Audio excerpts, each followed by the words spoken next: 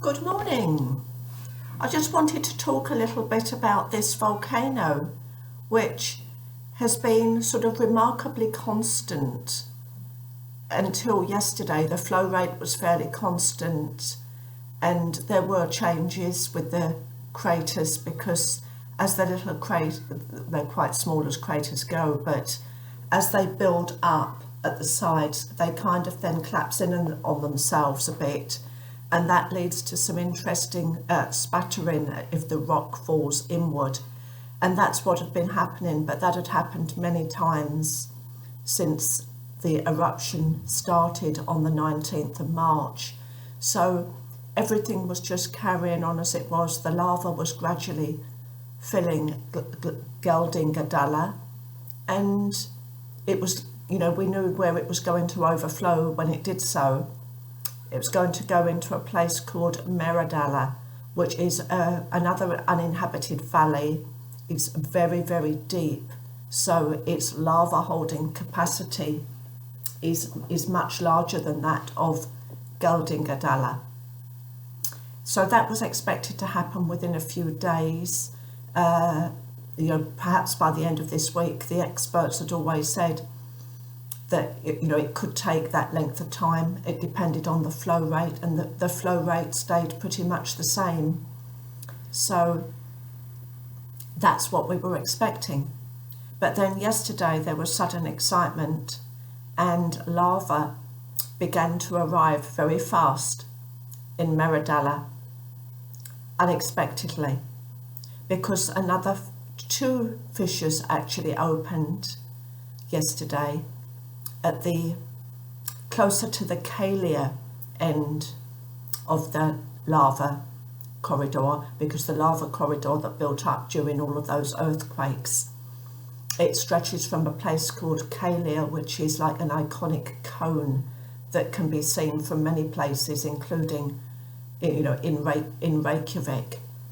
In fact, the road where I live of Falkagata, if I look along Suðurgata and just look to the end at the coast, I can see this Kalia cone, which is standing a little bit like an icon on the horizon. And I've always been aware of that view. It's a view that I greatly appreciate, even if I'm just coming home from the city on the bus. I love to see that view. But to come back to this volcano, just before noon yesterday, a fissure, well, two fissures opened, but there is a main one, and they don't know the exact output of lava yet, but the Geldingadalsgos lava flow is approximately, at a constant level, and this is likely to be producing slightly more, but it was amazing to watch as it went into Meradalur, because Meradalur is very steep, so it literally races. And the lava flows, to me, when I was watching them on camera, because I haven't been up there. David went up there Friday before last, and that's where my pictures on Facebook are sourced from. David kindly provided them. But looking at it on camera, as the lava was inching its way forward, glowing red fire, but blackening around the edges as it turns from molten magma into lava, as it starts that process. It's very fascinating to watch. It looked to me like the toes, as it sort of made its way forwards, it looked to me like the toes of a giant dragon's foot, just inching its way forwards. That's obviously my way of looking at it. But there's some fabulous shots, drone photography and drone videography that I have put a link to on Facebook, showing what is happening. And again, I want to reiterate, we are completely safe here, but it is exciting. I went to have a look last night to see if I could see the glow from Reykjavík, because as I've already said, I can see Kalia, and I couldn't see anything at that time.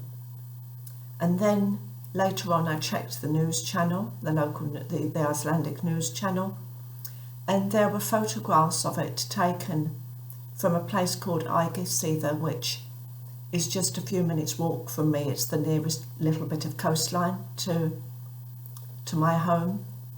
And by then it was sort of 10:30 and I was in my pyjamas. But that didn't make any difference. My clothes went over the top, my coat and boots and gloves went on, and down the road I went. And the photograph that you see as a thumbnail on this video is the one that was taken with David's camera last night of the glow. And I think if you look at the bottom, it might be my imagination, if you look beneath the glow, I think you can see lava, but that might be my imagination.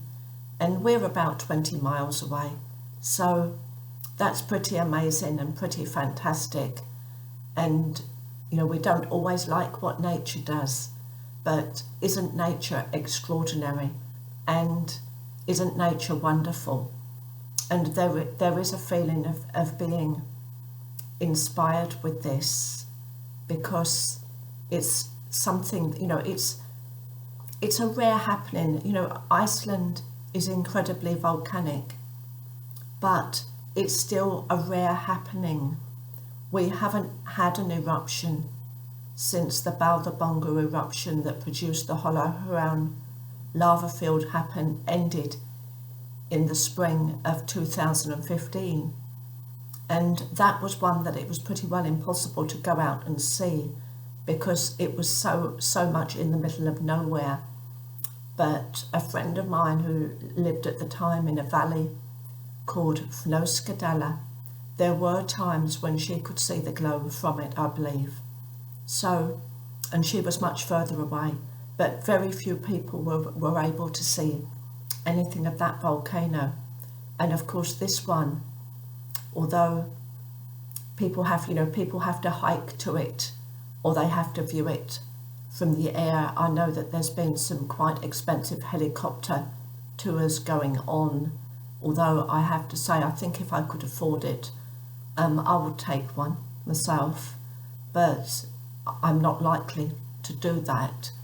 So I enjoy the very extensive coverage that there is from the live streams and from drone footage, and also video footage that is filmed from the Coast Guard helicopter, because when this happened yesterday, volcano tourists, well, we call them that, but most of them are people who live locally for obvious reasons in the current times, well, had been allowed back up into the hills, because onto the site, because the previous day, due to bad weather, which was just no kind of weather for mountain walking, if people had gone up, there would have been a lot of need for rescue. So yesterday morning people were allowed to go up again, and then they had to quickly sort of herd them all off the hill, because you know, when you've got this kind of thing happening, it's unpredictable, so you just have to clear the area, which was what happened. So we look forward with excitement to whatever happens next. I think, you know, it's going to keep us guessing for a little while. Personally, I still don't feel it's a long eruption, you know, a few weeks maybe, but give or take, but we have to wait and see on that, because each one is different. And it's also an interesting question whether this will be called a different eruption, because it's the same lava channel, that it's you know, it's that part that has opened, even though it's a little bit off the channel, but that happens apparently. So is this going to be called Geldinga Dalsgoss, assuming that is the name of the first one? Or will it have a different name? Because I know the lava is flowing into Meradalur, but I don't know what they would do about that. It might have a different name. I think it probably will do, and we have to wait and see what that is, and indeed whether Geldinga Dalsgoss is confirmed as the name for the eruption that began on the 19th of March. But these are exciting times, and I will be posting a few more pictures and links when these come to my attention, because I know many people are interested. I wish you all a nice day.